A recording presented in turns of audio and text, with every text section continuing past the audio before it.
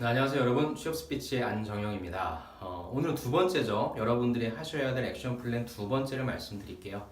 지난 시간에 내가 기업을 선택을 했다라고 한다면 저는 두 번째로 일단 그럼 여러분들에 대한 자기 분석이 좀 들어가야 될 것 같아요. 사실 이건 뭐 선생님들마다 의견이 좀 분분하긴 해요. 어떤 분은 자기 분석을 제일 많이 해야 된다, 뭐 직무 분석을 제일 먼저 해야 된다, 아니면 뭐 기업 분석을 먼저 해야 된다라는 분들이 계신데, 저 같은 경우에는 일단 내가 갈 곳 기업을 셀렉을 해놓은 다음에 거기에 맞는 퀄리피케이션이 무엇인지 보고 내가 과연 어떠한 경쟁력을 갖추고 있는지, 부족한 것은 무엇인지를 파악하라고 하거든요. 두 번째는 여러분들이 첫 번째 단계에서 기업을 분석하셨다고 한다면 두 번째에서는 여러분들 스스로를 좀 분석하셔야 돼요. 여러분들을 분석할 수 있는 것은 크게 세 가지예요. 첫 번째는 무엇이다? 지식이다. 두 번째는 무엇이다? 관련 경험이다. 뭐 소위 다른 얘기로 한다면은 뭐 기술이라고 할 수 있겠고요. 세 번째는 무엇이다? 태도이다라는 거예요. 자, 잘 봅시다, 여러분. 여러분들이 예를 들어서 이공계 친구들이야. 이공계 친구들 같은 경우에는 취업은 무조건 돼요. 다만 내가 얼마짜리 회사 들어가느냐, 그게 문제인 거지. 그래서 관련된 여러분들의 전공 지식, 전공 학점이 되게 중요해요. 제가 경험했던 친구들, 그리고 제가 컨설팅하는 친구들을 보면 학점은 보통 3.5점 이상이면 안정권이라고 보시면 돼요. 근데 내 학점이 3.0에서 3.2 정도야. 아니면 뭐 3.5 밑이야. 2점대야 라고 한다면 여러분들 서류 통과될 확률은 굉장히 현저하게 떨어집니다.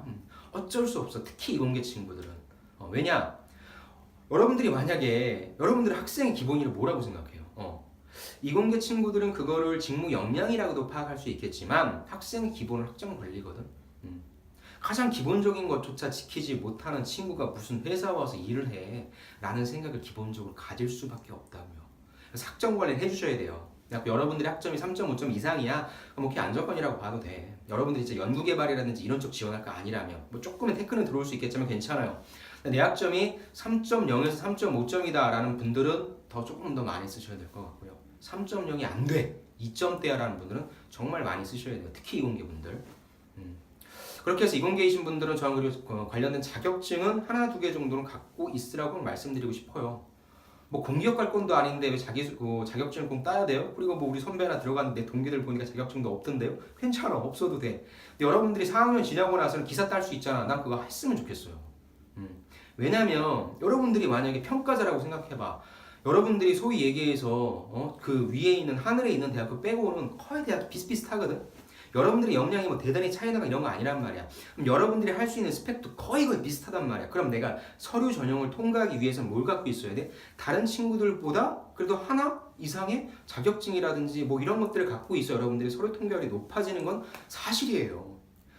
그러니까 제가 지금 자격증이 없는 분들한테 자격증 따라고 공부하진 않아, 그걸 강요하진 않겠어. 하지만 내가 충분히 딸 수 있는 환경이고 그 다음에 내가 딸 수 있어. 충분해. 그렇다면 저는 땄으면 좋겠어요. 그 부분 되게 중요하니까.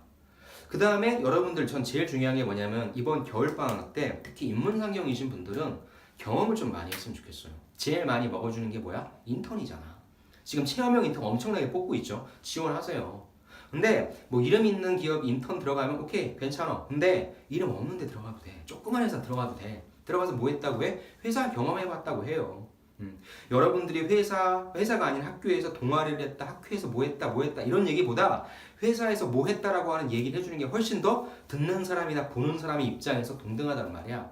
제가 이런 예를 잠깐 들어요. 어떤 예를 드냐면 여러분들이 유치원 뭐 조카라든지 이런 뭐 사촌 동생이 있어. 그 친구가 갔다 와서 삼촌, 우리가 오늘 뭐 숙모, 우리가 오늘 유치원 애들이랑 함께 미국과 중국의 무역 전쟁에 대해서 얘기를 하고 나왔는데 어떻게 했으면 좋겠어라는 얘기를 여러분들이 들었어.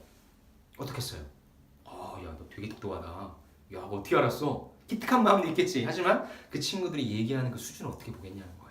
뭐 이렇게 표현해서 죄송하긴 해. 근데 그렇게 들린단 말이야. 여러분들이 학교에서 하는 얘기가 나쁜 게 아니야. 하지만 이 사람이랑 결국 여러분들이 하는 얘기가 거의 똑같거든요. 그럼 내가 이 평가자한테 줄 수 있는 경쟁력이 무엇인가를 봤을 때 이 사람도 알 수 있고 이 사람도 관심 있어 할 사항들을 던져주는 게 훨씬 낫다는 거죠. 키워드에 너무 얽매지 마세요, 여러분들. 여러분들 키워드 똑같아. 열정이고 소통이고, 뭐 더 쉽게 얘기해 줄까요? NCS의 의사소통 능력인 거고요. 대인관계 능력인 거고요. 문제 해결 능력이야. 이거 끝이야. 회사 입장에서. 신입사원이잖아요. 그러니까 이거를 갖고 있음을 보여주는 소재가 중요한 거지. 키워드는 다 똑같아요, 여러분들. 여러분들을 평가받고 여러분들을 눈에 띄게 하는 거는 키워드가 절대 아닙니다. 키워드를 뒷받침하는 그 소재라고. 그렇기 때문에 여러분들이 내가 그럼 차별화된 소재를 쓸 수 있는 사례가 있는 것인가를 점검해야 된다는 거죠. 없어. 학교 다니면서 언제 해? 그러니까 저는 겨울방학 때 이걸 좀 했으면 좋겠어요. 제일 좋은 게 인턴이라고. 두 번째는 뭐라고? 판매 아르바이트 좀 해봐요. 결국에 여러분들 회사 가서 할 게 뭔데? 매출을 올리거나 비용을 줄이는 거거든. 그렇잖아요. 그럼 여러분들이 무엇인가 뭔가 팔아봐야 되거든. 팔아봐야 되고 내가 실제 돈 받아보면서 와 진짜 돈 버는 거 되게 어렵구나. 눈물 젖은 빵이라는 게 무슨 말인지 알겠구나. 이런 걸 느껴보란 말이야. 그게 좋은 거예요. 그리고 제가 늘 얘기하죠. 아르바이트는 어디서 해라? 대기업 프랜차이즈에서 해라라고 얘기하죠. 제 논리예요. 제가 이 논리를 뭐 다른 사람이 얘기한다고 하면 들었는데 제 논리입니다. 두 가지가 있어. 첫 번째는 뭐야? 면접관도 평가자도 아는 얘기를 해줘야 이 사람도 따라가잖아. 뭐 땡땡 빵집, 땡땡 뭐 커피숍 괜찮아. 근데 이 사람도 아는 데 해주면 같이 갈 수 있어. 두 번째 더 중요한 건 뭐예요? 매뉴얼이 있잖아. 블랙 컨슈머가 왔을 땐 어떻게 대처해라. 재고가 떨어졌을 땐 어떻게 해라라고 하는 매뉴얼이 여러분들이 배워가는 거잖아요. 그래서 저는 아르바이트를 꼭 하셨으면 좋겠어요.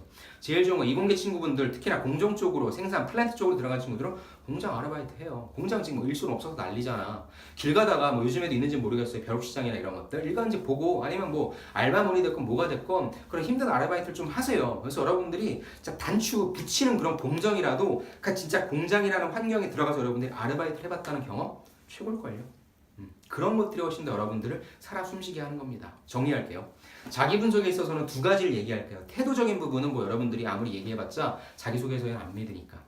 첫 번째 관련된 지식, 학점 관리를 좀 하셨으면 좋겠고요.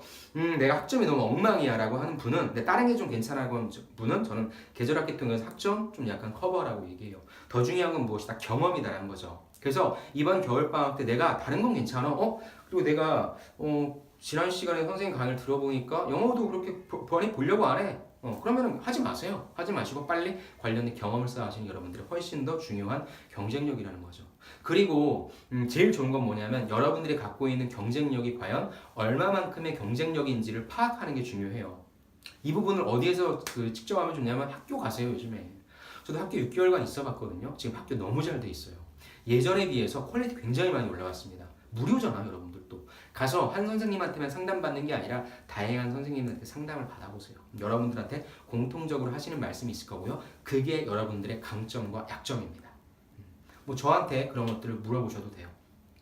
아무튼지간에 두 번째 시간에 여러분들 자기 분석이야. 자기 분석이라고 해서 뭘 또 뭐 하나하나 뭐 테크트리 하는 거 좋아. 테크트리 하는 거 좋은데 그런 것도 괜찮지만 일단 심플하게 생각해요. 첫 번째 관련된 지식 내가 뭘 갖고 있는가. 두 번째 관련된 경험 내가 뭘 갖고 있는가. 선생님 나 아직 관련된 게 없는데 그럼 내가 갖고 있는 지식 내가 갖고 있는 경험 무엇인지까지만 정리를 한번 해보세요.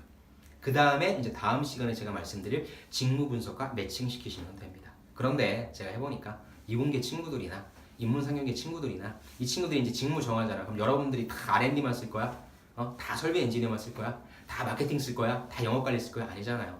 이것저것 쓰거든. 그러니까 제가 아까 말씀드린 대로 세 가지만 보는 거예요. 의사소통 능력, 그죠? 대인관계 능력, 문제 해결 능력 이 세 가지라는 거죠.